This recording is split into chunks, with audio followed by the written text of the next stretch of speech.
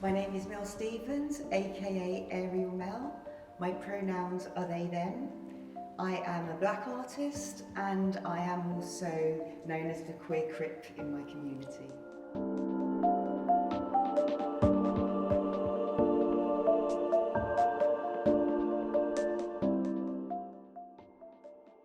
I am an aerial artist and a physical performer. I love absolutely anything that's to do with circus and sharing joy with others. I only started in circus in 2012. Prior to that, I was a dancer and a model. I did a lot of bio-drag for magazines like Loaded and Attitude, and just really enjoyed that life. And then in 2003, I suffered a spinal cord injury and broke my back giving birth to my youngest child.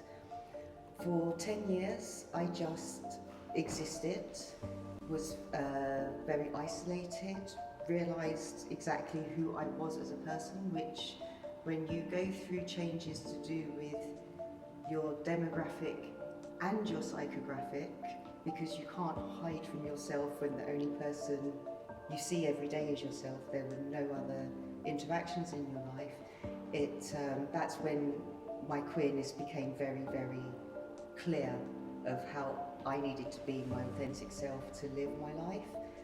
And that was possibly the only quality I had in my life, was my identity. In 2012, I was invited to do some performances in the run-up to the Paralympic events. It was the first time a group of disabled artists were being put aerially into the air. There was no risk assessment to go with this. It was a let's have a go and see if this is going to work, because this is our plan for the Paralympic ceremonies. I realised the first time I hung, my spine decompressed and I was pain-free.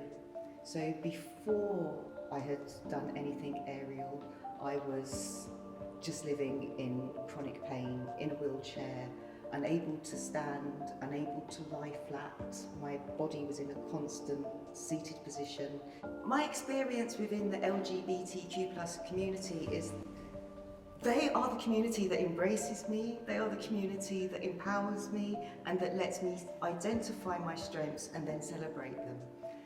When I was living my life as society expected me to live my life, I was dead, I was existing. The challenges I face is that most people don't see me as a single holistic person, and they'll try and separate either my disability from my sexuality, or even my sexuality from my gender, because I'm non-binary. So, they'll just assume because you have had a child, you're a woman. People will decide for me which is the bigger barrier.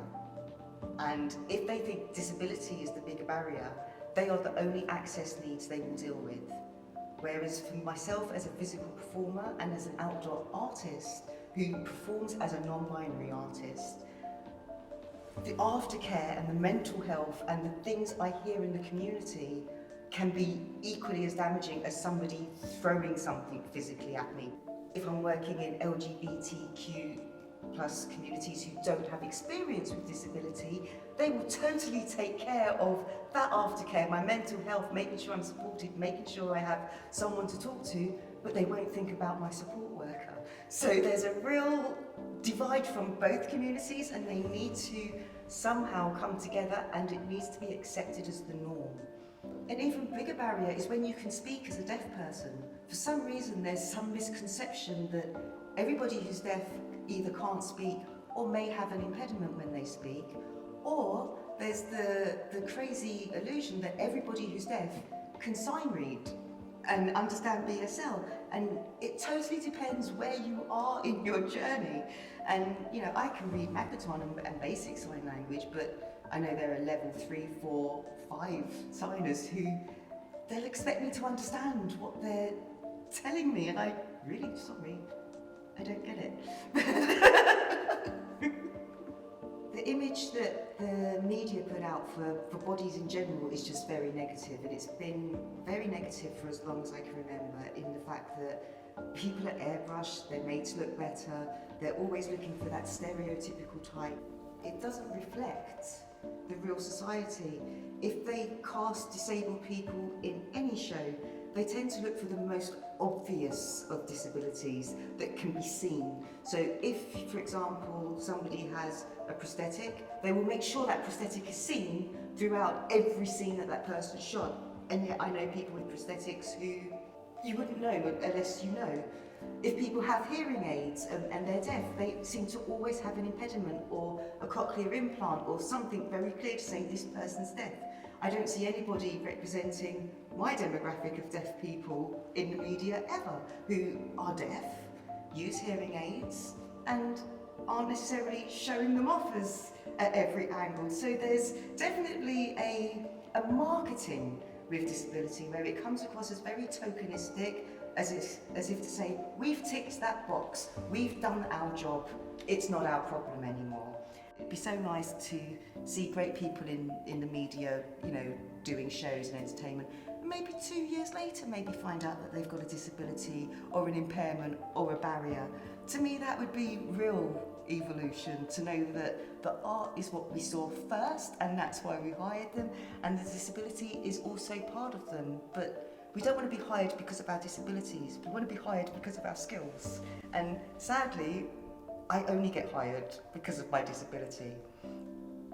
Or sometimes, I think, because of my colour. Never for my sexuality, which is also a big, big problem. And never for just being a person. Even sitting here in a chair with my hair covering my hearing aids, a complete stranger would never guess that I had a disability. So why shouldn't I be cast as a human? When I first came out of the hospital with my spinal cord injury, social services thought the best thing for me at first would be to go to a rehabilitation centre and stay there, in which case I would probably still be there 18 years later. Or the other alternative was to put a medical grade bed in my house to assist me, which would have meant that I could not have shared the marital bed, just a place where people sleep, or I would have had to have stayed downstairs, or we would have had to have moved house. And I just think, and I was actually told, but you don't need the marital bed anymore. You've broken your back. It's, you know, your life, you better get used to this new life. It's not what you think it's gonna be, you know. And that really shocked me, that I had somebody who, first of all, didn't have a disability telling me how my life was gonna be. Somebody who had never met me before telling me how it was going to be. And I don't mean to be crude or anything here, but I hadn't been doing what they thought I would be doing in my bed for quite some time anyway. You know, I just had a baby. So people will always try to tell you how it is or how it should be, or that we need to get used to this, or even that we're delusional, we might need multidisciplinary therapy. And I learned that word because they said I was in denial of my disability, because I was challenging against all of the, what was the word they gave me? They'd given me all of these assisted aids to help me, that none of them were helping. So yeah, it's not just media, it can come from social care, it can come from anybody who doesn't actually ask you who you are.